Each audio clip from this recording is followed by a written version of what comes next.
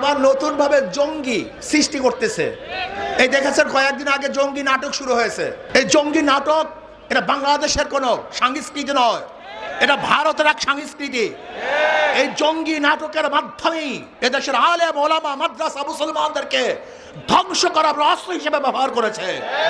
কোনো অবস্থাতেই বিজেপি এদেশ দখল করবে, আমাদের দেশে কর্তৃত্ব করবে, বাংলাদেশে একজন মুসলমান একজন মুমিন জিন্দা থাকতে এই স্বপ্ন পূরণ করতে দেওয়া হবে না ইনশাআল্লাহ। আমাদের স্বাধীন দেশে স্বাধীনভাবে বসবাস করতে চাই। 92% মুসলমানদের দেশে ইসলামের খেলাফ কোনো আইন হবে এটা আমরা চাই না। সাম্প্রদায়িক সম্প্রীতির এই দেশ আমরা চাই না। এখানে হিন্দু মুসলমান খ্রিস্টান বৌদ্ধ কেউ কোনো অবস্থাতে অ্যাসাল্ট হোক, অপমানিত হোক, অপদস্থ হোক, লাঞ্ছিত হোক, তারা ধর্ম পালন করতে পারবে না, এটা আমরা চাই না। জুলাই সনদ বাস্তবায়নের জন্য গণভোট দিয়েছে, সেখানে 70% ভোট পক্ষে পড়েছে। আমরা মনে করি ইসলামের সাথে দেশের সাথে যদি কোনো পয়েন্ট সাংঘর্ষিক না হয় তাহলে অবশ্যই জুলাই সনদকে বাস্তবায়ন করতে হবে। জুলাই বিপ্লব কেন হয়েছিল? আপনারা ভেবেছেন শুধু একটা সরকারকে পতন করার জন্য না, বরং এদেশকে বিক্রি করার ষড়যন্ত্র চলতেছিল। এদেশের জনগণ ঐক্যবদ্ধভাবে সেই ষড়যন্ত্রকে রুখে দিয়েছে। জীবনের বিনিময় তাবেদার সরকারকে উৎখাত করে এদেশকে রক্ষা করার জন্য জনগণ চেষ্টা করেছে, সাধনা করেছে, রক্ত দিয়েছে, পঙ্গু হয়েছে। আমরা কি চাই? করতে পারবে না, এটা আমরা চাই না। কিন্তু এইটাও আমরা চাই না যে ধর্মের নামে ধর্মকে আড়াল করে সামনে রেখে এদেশকে বিক্রি করার ষড়যন্ত্র করবে, সেটাও আমরা চাই না। আপনারা জানেন বাংলার মানুষ কিন্তু যারা হিন্দু সম্প্রদায় তারা কিন্তু দেবী ভক্ত, রাম ভক্ত না। আপনাদের অনেকেরই জানা নেই যে হিন্দুদের মধ্যে সমস্ত হিন্দুরা কিন্তু একই দেবীর, একই ভূতের, একই মূর্তির ভক্ত হয় না। এক এক এলাকায় এক এক ধরনের মূর্তি তারা ভক্ত হয়। যেমন বাংলার মধ্যে সবচেয়ে বেশি দেবী ভক্ত, কিন্তু ইউপির মধ্যে এবং মুদির এলাকায় সেখানে তোরা রামের ভক্ত। বাংলাদেশ হলো দেবী ভক্ত, মুদির গ্রুপ তারা হলো রামের ভক্ত।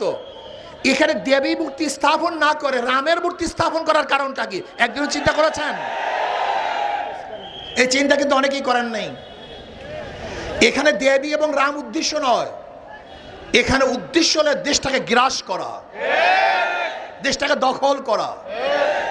আজকে আমাদের স্বরাষ্ট্রমন্ত্রী যারা এই দেশকে প্রদেশ বানাতে চায়, ভাগ করতে চায়, তাদের বক্তব্যকে সিলিবক টান বলেছেন। এটা সিলিবক টান হয়ে গেছে, কিন্তু আবার নতুন ভাবে জঙ্গি সৃষ্টি করতেছে। এই দেখেছেন কয়েকদিন আগে জঙ্গি নাটক শুরু হয়েছে। এই জঙ্গি নাটক এটা বাংলাদেশের কোনো সংস্কৃতি নয়, এটা ভারতের এক সংস্কৃতি। এই জঙ্গি নাটকের মাধ্যমেই এদেশের আলেম ওলামা মাদ্রাসা মুসলমানদেরকে ধ্বংস করার অস্ত্র হিসেবে ব্যবহার করেছে। আবার এই সরকার জঙ্গি নাটক শুরু করেছে। ভারতের বিভিন্ন লিডাররা ম্যাপ দেখায় যে বাংলাদেশ, পাকিস্তান, আফগানিস্তান, নেপাল, ভুটান সহ এই এরিয়া অখণ্ড ভারত হিসাবে তারা ম্যাপের মধ্যে বারবার প্রদর্শনী করেন যে আজকে হোক কালকে হোক এদেশ আবার ভারত হয়ে যাবে। শুভেন্দ্র অধিকারী সে তো আসার পরে ওই দেশটাকে একটা নরকে পরিণত করেছে, খুনের রাষ্ট্র পরিণত করেছে, ধর্ষণের রাষ্ট্র পরিচালনা করেছে। সেখানে মেয়েদেরকে ধর্ষণ করে হত্যা করা হয়েছে। আজকে সেখানে মসজিদকে ভেঙে দেওয়া হচ্ছে, মাদ্রাসাকে গুড়িয়ে দেওয়া হচ্ছে।